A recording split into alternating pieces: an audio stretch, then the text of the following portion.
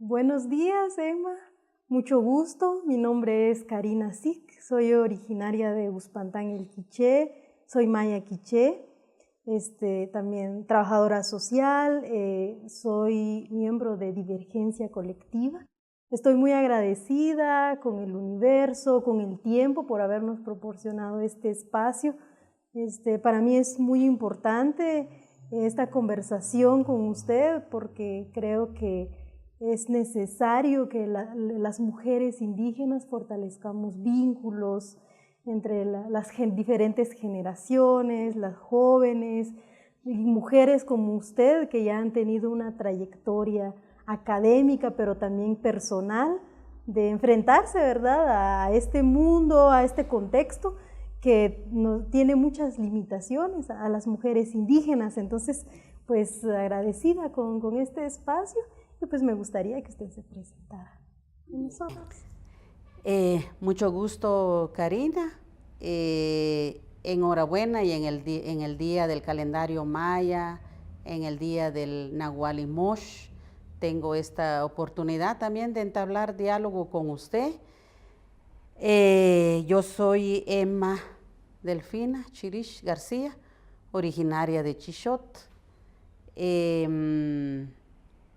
Bueno, de alguna manera he estudiado, siempre cuando dijo mi papá, sería bueno que estudiaras porque ya vi que otras familias están estudiando.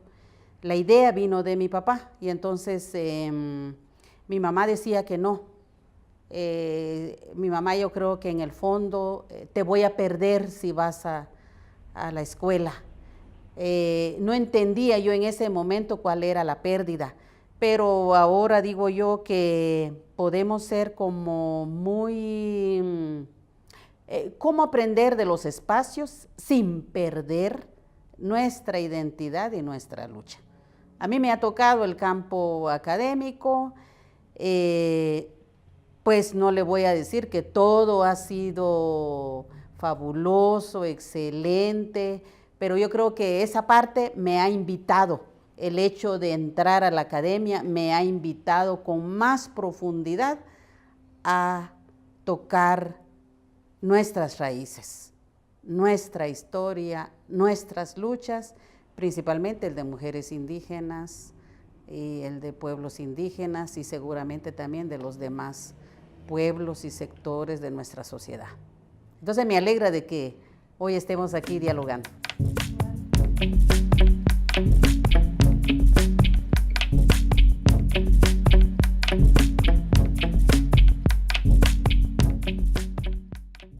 Me gustaría que nos hablara un poco sobre el libro Cuerpos, Poderes y Políticas, Mujeres Mayas en un internado católico. Pues en lo personal me siento muy identificada, también yo estudié en un internado católico y pues nos gustaría que nos diera el marco histórico en que se desarrolla este proceso, también la descripción del libro. Eso sería principalmente. Bueno, yo creo que la motivación vino de una compañera de mi promoción, exalumna del internado. Ella es Dolores Esquit y me dice, mira, vos que escribís, ¿por qué no escribís la historia del Socorro? Me quedé pensando, la verdad, dije yo, ay, no me darían ganas de escribir porque, bueno, siempre me meto a temas que no se toca, temas tabú, me arriesgo y digo yo, esto no lo miro, lo que he escrito no lo miro en los libros, no lo miro en la educación nacional, en la educación oficial. Entonces yo creo que la motivación ha sido para mí, y se los traslado a las nuevas generaciones, para decir que atrevámonos a hacer cosas diferentes. Se podría decir también hacer transgresoras o transgresores, porque no podemos seguir viviendo en una sociedad muy conservadora. Regresando con lo del libro. Efectivamente, yo le hice caso a Dolores Esquit y entro a plantearme el asunto del internado. Sí, pero ¿qué voy a escribir yo del internado? Entonces está esa, se puede decir, la categoría, el concepto de cómo trabajar los cuerpos. Y ante todo, los cuerpos de mujeres indígenas. Y entonces hago esa vinculación entre internado y los cuerpos. Y lo otro, entran otros conceptos que de alguna manera me dicen hacia dónde debo orientar el estudio, que es todo este proceso civilizatorio. Un proceso civilizatorio que también lo debemos conjugar con el colonialismo. Entonces, porque el colonialismo no lo debemos entender que es una parte histórica, es mi pasado, ahí se quedó, no lo muevo, no. Es cómo traer, porque de alguna manera, por ejemplo, cuando hacemos los tejidos, hay toda una trama que sigue, y para mí eso es el colonialismo actual. Sigue, y sigue como pensamiento, como ideología, y cuando ya hacemos una observación más minuciosa, está en las políticas y en nuestras actitudes.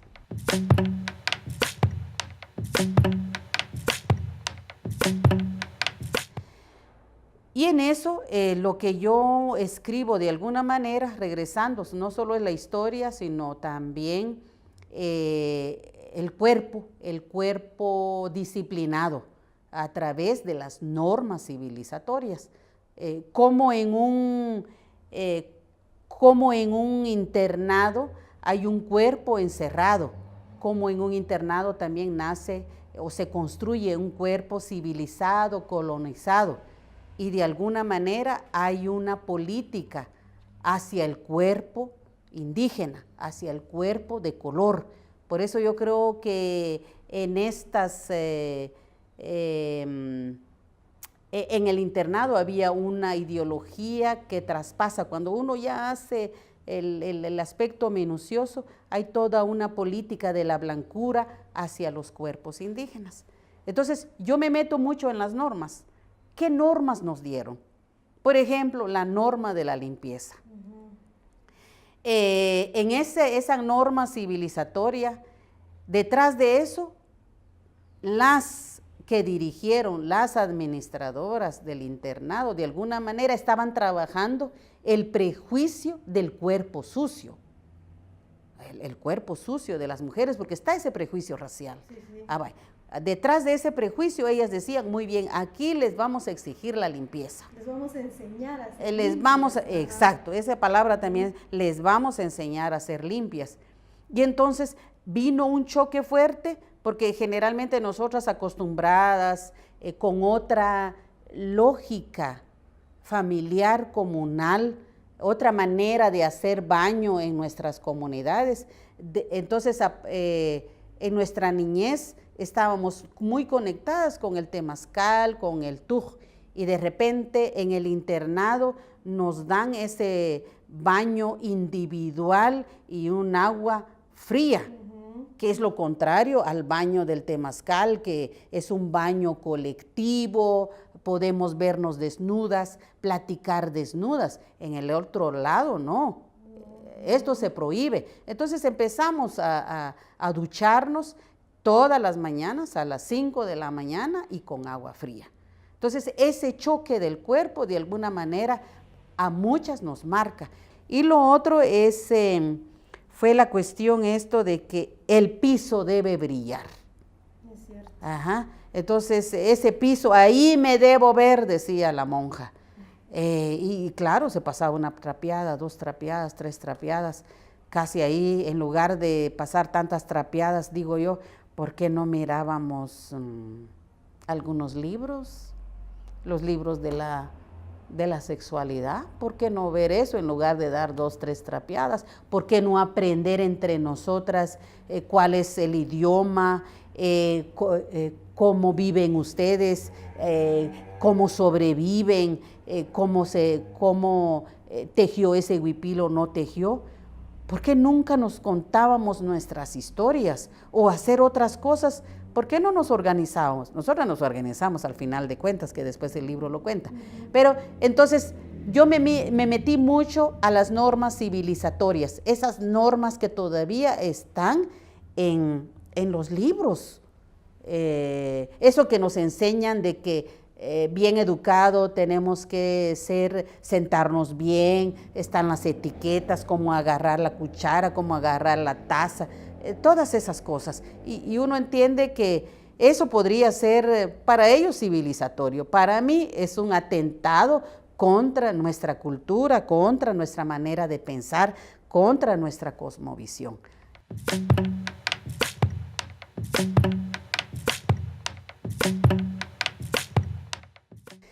Y el otro, también podemos vincular que es una política de Estado. Hay una política de Estado que permanece ahí, pero también una política que abraza la política de evangelización. Entonces, al final, ¿qué hacen estas políticas? ¿Qué hacen estos internados? En otras palabras, es matar al indio o matar a la india que hay dentro. Esa es la clave. Cuando ya comprendemos esa estrategia, entonces estamos diciendo, aquí estamos en un proceso de dominación del pensamiento, pero también dominación del cuerpo. Entonces, eso hago como ese marco histórico para decir que el Socorro de alguna manera no es un proyecto que está suelto y es una isla, no. Es un proyecto que de alguna manera se utiliza como política de Estado y política de evangelización para pueblos indígenas. Ese es el meollo del asunto. Entonces, ahí está que también en otros lugares, en la escuela como tal, en los otros institutos, en la iglesia, en la universidad, por ejemplo, es lo mismo. ¿Por qué? Porque el pensamiento civilizatorio, esa ideología de la blancura, está metido en la estructura. Y cuando se mete en la estructura, de alguna manera todas las instituciones hegemónicas lo van transmitiendo. Y hay también, yo creo que hay que hablar esa palabra, como están transmitiendo, están en ese proceso de enseñanza, aprendizaje, hay todo un proceso también de cómo internalizamos esa opresión. Y cuando ya lo internalizamos, también transmitimos de esa manera. Y nos podrán ver vestidas de indígenas, pero con un pensamiento también occidental. ¿Por qué? Porque internalizamos. Entonces, en lugar de sentir el orgullo de esta parte de ser yo perteneciente a una familia, a una comunidad y a un pueblo, entonces tenía que olvidar todo esto para ser mujer educada, civilizada, cristianizada. Entonces, matar a la india es tomar lo que dice la educación oficial y olvidar lo que aprendí en mi familia, en mi comunidad. Anulando ese conocimiento que una ya trae o que uno ya llevaba al entrar al internado. Exacto. O sea, desaparecerlo totalmente, invalidarlo de alguna forma.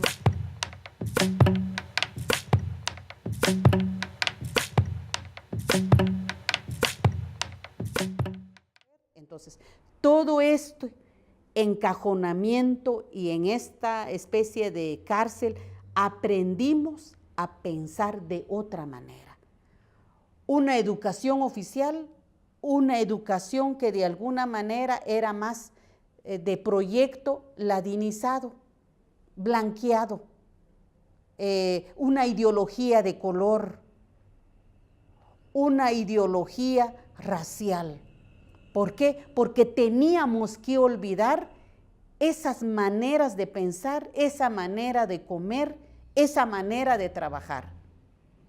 Yo creo que como era de construir un modelo de ser mujer indígena educada, civilizada, urbana, cristiana, anticomunista.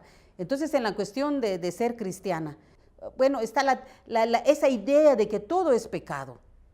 Ajá, y cuando todo es pecado, entonces dejo de ser libre.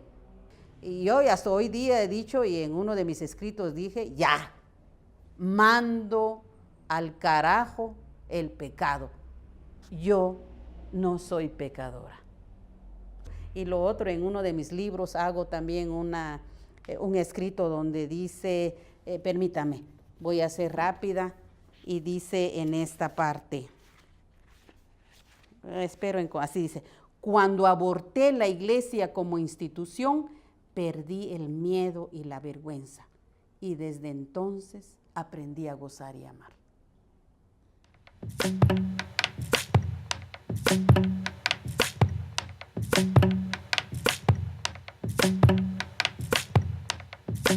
Emma, cuando hablamos sobre la colonización del cuerpo o de los cuerpos, ¿cuál es la importancia que tiene este análisis en el contexto actual, tanto para las juventudes indígenas como para las generaciones que nos anteceden a los jóvenes, por ejemplo? ¿Cuál es esa importancia que tiene este tema?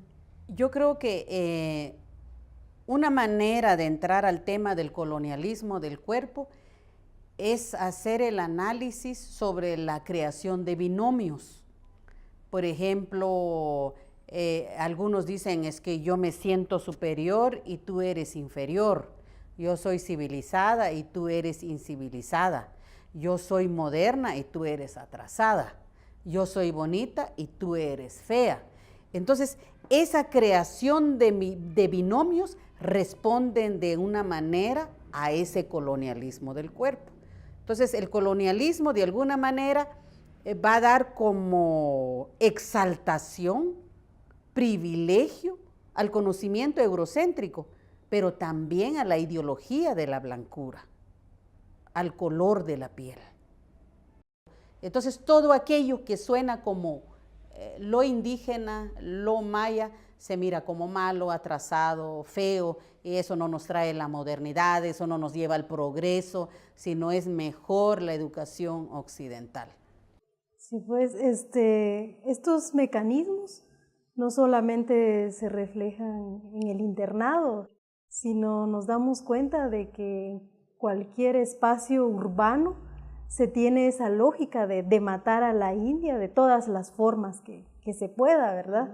El asesinato a la india, digamos, o del indio, también ha sido una política de Estado que se refleja en lo económico, en la cotidianidad, y es lo que se sigue reproduciendo en otros espacios culturales, en donde se sigue folclorizando a la mujer y sobre todo reduciéndola como algo ornamental. Un objeto. Ajá. Entonces yo recojo eso. El tema de la folclorización, y más con nosotras las mujeres indígenas, entonces folclorizan y convierten nuestros cuerpos en objetos. Ajá. Entonces, te veo bonita por el traje. No tenés el traje, no estás bonita. Entonces, y eso hay, solo miremos, por ejemplo, el linguat. ¿Qué reproduce el linguat a nivel de este país? La folclorización de la indígena, del indígena. Eso es un punto. El otro, las relaciones de servidumbre en el internado. Las relaciones de servidumbre no solo se da internado, sino se da en las casas particulares, en las escuelas, en las iglesias. Por ejemplo, está esa relación, yo soy tu patrona, haceme esto, barré esto, cociná, hacé lo demás. Pero inclusive el lenguaje o cómo nos ven en la ciudad. Cuando estudié en la universidad, tuve una amiga de Ciudad San Cristóbal, y todas las veces que yo la fui a visitar o a hacer tareas con ella, siempre hubo una persona que me preguntó, ¿y usted en qué casa trabaja? O sea, reforzando, digamos, ese prejuicio de que las mujeres solamente podemos estar O sea, si llegamos a esos espacios, a lo único que podemos llegar es a trabajar, a una casa, a servir. Y en todo esto hay relaciones de dominación. Entonces, como yo te domino, como yo te alieno, como yo te voy a poner un cuerpo a mi servicio. No solo desde el punto de vista del patriarcado, porque también con esto quiero decir que no solo existe un patriarcado. Hay patriarcado indígena, pero hay que verlo muy bien y no solo vienen algunas feministas urbanas blancas y dicen, todo esto es patriarcado. Momento, ¿cómo es el patriarcado indígena? ¿Lo han visto? ¿Lo han comprendido y lo han estudiado? ¿O solo les sale porque les encanta repetir? Y eso no debe ser así. En todo caso, quienes podríamos nombrar ese patriarcado somos nosotras las mujeres indígenas. Exactamente, claro. Las relaciones de opresión, ahí está la existencia del machismo. Estamos pidiendo que la dualidad y el equilibrio se dé de alguna manera en relaciones de igualdad. Eso lo estamos pidiendo a gritos, pero ya no la violencia contra la mujer indígena.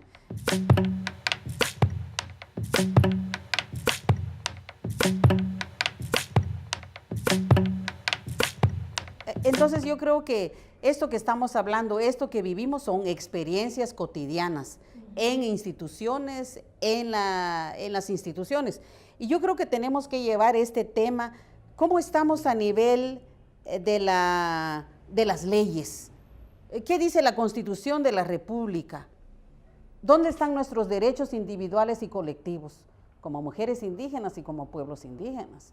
Eso no nos dieron ni en el internado, ni lo están dando en la educación oficial, en toda la primaria, diversificado, ni en las universidades. Entonces, ¿qué están haciendo? Están anulando todos esos temas porque de alguna manera hay una ideología que domina al país para decirnos de que nosotras no tenemos derecho, para anular nuestra cultura, para anular nuestras políticas. Y, por ejemplo, ¿qué pasó recientemente con la justicia? ¿Qué pasó ahí? No pudo pasar la justicia indígena. ¿Qué pasó con la ley sobre el desarrollo rural? No pasó esa ley. ¿Qué pasó o qué está pasando con la educación bilingüe? No está pasando. Entonces, tenemos un Estado demasiado conservador que no está apuntando a las políticas multiculturales de este país. Y ojo con la política multicultural, porque también hay política multicultural, pero desde una base neoliberal. Y ahí le tenemos que tener cuidado, porque sí, dicen aquí están, pero no estamos representados como debiera ser.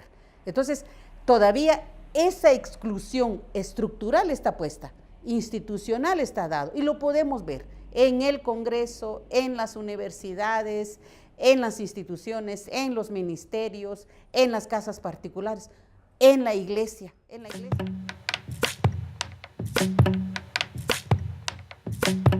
Usted, Emma, nos mencionaba y nos explicaba esas formas en que se expresa el colonialismo del cuerpo, en la cotidianidad, en el sistema en el que vivimos, en cómo nos relacionamos. ¿Cuál sería o podría ser el punto de partida para descolonizarnos? Yo creo que los caminos son varios, diferentes, múltiples, porque también somos heterogéneos y diversos. Pero en primer lugar yo creo que hay que reconocer cómo traspasa el colonialismo en nuestro pensamiento, en nuestro cuerpo. Cómo estas instituciones hegemónicas y controladoras nos están haciendo más oprimidas, más subordinadas, más pequeñas, convirtiéndonos en objetos o en ese caminar del acoso sexual también está metido ahí. Entonces yo creo que hay por todos lados y hay que verlo porque yo siempre digo que las relaciones de poder están en todos lados. El racismo está en todos lados. Entonces tenemos que ver si reconocemos cómo traspasa el colonialismo en nuestras vidas, en nuestro pensamiento y en nuestros cuerpos.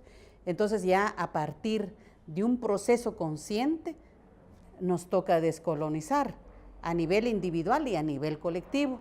Por ejemplo, pensar que de toda nuestra vivencia y nuestra práctica individual y colectiva es nuestro. No desvincularnos, no sentirnos ajenos, no anular lo otro. Exacto, porque lo tenemos. Hay comida indígena, economía indígena, política indígena, arte indígena, traje indígena, identidad individual y colectiva en lo que somos. Somos alguien, tenemos nuestro ser apegado ahí. Y entonces también los derechos van enlazados en esa parte. Tenemos valores, principios, una espiritualidad también. Espiritualidad indígena. Entonces, eso que tenemos, yo lo agarro y me sitúo ahí para decir, cuando digo yo me sitúo ahí para decir, yo soy, ¿quién soy yo? Yo soy mujer indígena cachiquel, soy de Chichot. Ya me estoy posicionando y me sitúo como tal. Y nombrando también, porque generalmente es el otro quien nos ha estudiado, quien nos ha nombrado, exacto, quien nos ha mencionado. También como usted dice, ya situados o situadas en ese conocimiento, en esa identidad, también nos podemos nombrar, exacto, existir. Exacto. Y luego...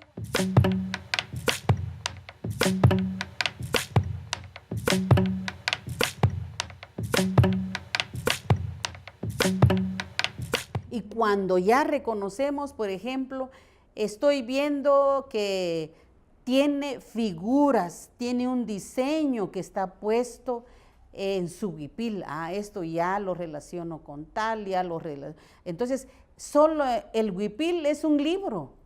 El huipil tiene historia. El huipil le conecta a usted con su madre, con su abuela, con su bisabuela. Ahí está el hilo de pertenencia. Ahí está. Entonces ahí, por ejemplo, solo es en el traje. ¿Cómo me quiero ver yo? ¿Cómo quieren los demás? ¿Cómo me quieren ver los demás? Si yo voy a estar a los intereses de los otros y de las otras, me van a cambiar, me van a anular. Me van a colonizar. Me van a colonizar, me van a destruir. Porque la política de exterminio está por todos lados. La política de exterminio también está en el cuerpo, el exterminio de los cuerpos. Y ahí hablamos del genocidio, el exterminio del conocimiento, del etnocidio. Terminar, y es como comenzamos, y en un momento hablábamos matar al indio o a la india. Sí se ha hecho en este país, a través del genocidio, a través de las políticas de etnocidio, a través de las estrategias del colonialismo y de ese proyecto civilizatorio. Sí se ha practicado acá, y si tenemos conciencia de eso, entonces tenemos que ser transgresoras para erradicar todos estos problemas sociales, políticos, económicos, culturales. Quiero agradecer porque usted nos haya abierto las puertas de su casa, convivir, a platicar, conversar con usted. Ha sido muy gratificante también, y también una forma de transmitir conocimiento, tanto para mí también como las personas que nos van a ver. Entonces, no sé si usted quisiera. Gracias, Karina, por invitarme a este diálogo. Yo creo que es este método del diálogo entre mujeres indígenas sobre un tema específico del internado nos ha permitido andar en otros temas. Y yo creo que esto es parte también del proceso de enseñanza-aprendizaje para las nuevas generaciones, y yo los felicito y los admiro, porque yo creo que hay una frase que me molesta, que dicen es que el futuro es de los jóvenes. Me molesta porque están diciendo a largo plazo está el de que ustedes puedan hacer cosas. Y yo siempre digo, saquemos esa idea y digamos, el futuro es hoy para los jóvenes, para las y los jóvenes. Entonces ustedes están hoy como jóvenes, están haciendo algo que importa, que da lecciones, que quieren hacer algo distinto y no están dentro de ese cajón de jóvenes acomodados, conservadores, que pues si el futuro son ellos, no nos espera nada. Para mí no nos espera nada con el grupo de los conservadores. Pero entonces yo los felicito porque son una luz en esta sociedad y en nuestras vidas. Gracias, Emma.